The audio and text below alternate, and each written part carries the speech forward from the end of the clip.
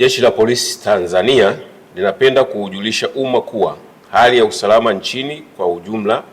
inaendelea kuwa shwari kutokana na ushirikiano mkubwa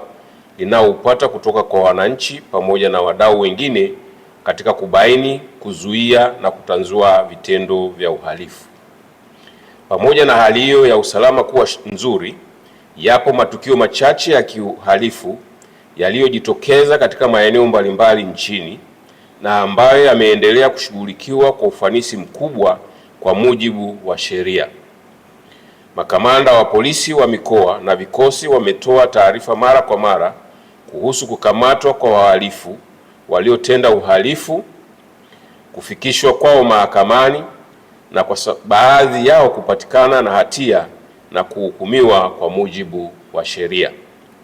Katika siku za hivi karibuni kumekuwa na maswali kutoka kwa baadhi ya wananchi kuhusu namna Jeshi la Polisi linavyofuatilia na kushughulikia vitendo vya uhamasishaji wa uvunjifu wa amani unaoonekana kufanywa na baadhi ya watu kupitia mitandao ya kijamii. Jeshi la Polisi linapenda kufahamisha umma kuwa linafuatilia kwa karibu sana shughuli zote za aina hiyo zinazofanywa na baadhi ya watu hao ambao awali walikuwa wakihamasishana kufanya maandamano nchini tarehe 7 Julai. Kutokana na ufuatiliaji unaofanywa na Jeshi la Polisi kwa saa 24 kupitia mifumo mbalimbali pamoja na kwenye mitandao ya kijamii, imebainika kuwa watu hao wameondoka kwenye ajenda ya kuhamasisha maandamano yasiyozingatia matakwa ya sheria na sasa wanahamasishana kufanya vitendo vya uhalifu. Miongoni mwa vitendo hivyo ni kuhamasisha kufunga barabara, uchomaji moto wa shule ili kusababisha taharuki kwa wazazi na walezi, kushambulia wananchi, kukata watu vichwa na kuua baadhi ya watu, kuharibu mali za umma na binafsi. Watu hao pia wamediriki kwenda mbali zaidi kwa kuhamasishana kupitia majukwaa mbalimbali ya mitandao ya kijamii kuvamia askari wa vyombo vya ulinzi na usalama kwa lengo la kuwapora silaha ili kuzitumia kufanya uhalifu wanaopanga. Jeshi la Polisi linapenda kusisitiza kuwa uhamasishaji wa uhalifu huo wa kijinai unaofanywa chini ya kivuli wanachokiita haki ya kufanya maandamano ya amani haukubaliki kwa sababu ni kinyume na sheria za nchi, misingi ya utawala wa sheria pamoja na mikataba ya kikanda na kimataifa na ni hatari kwa usalama wa nchi. Hivyo, Jeshi la Polisi lingependa kueleza kuwa hakuna haki ya kuhamasisha kufanya vitendo vya kihalifu kama hivyo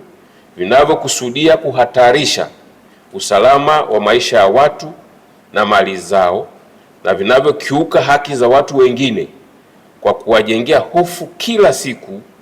na kutaka kuwanyima uhuru wao wa kufanya shughuli zao za kila siku za kujitafutia kipato. Jeshi la Polisi linajulisha umma kuwa linaendelea kuchukua hatua stahiki dhidi ya watu wote wanaojihusisha na vitendo hivyo na linaendelea kuwafuatilia kwa karibu sana kwa mujibu wa sheria za nchi. Aidha, tunatoa wito kwa wananchi wote kwa umoja wetu kuendelea kushirikiana katika kukataa na kupinga vitendo vyote vya kihalifu vinavyolenga kuhatarisha maisha ya wananchi,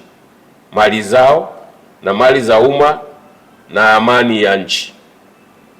Vile vile, mtu yeyote anayepokea ujumbe unaohamasisha uhalifu wa aina hiyo anashauriwa kutousambaza, bali kuufuta na kutoa taarifa kwa vyombo husika ili kuchukua hatua. Mwisho, Jeshi la Polisi linawahakikishia wananchi wote kuwa hali ya usalama nchini itaendelea kuwa shwari, yenye amani, utulivu na usalama, kwani vitaendelea kulindwa na kudumishwa kwa ushirikiano wa karibu sana kati ya Jeshi la Polisi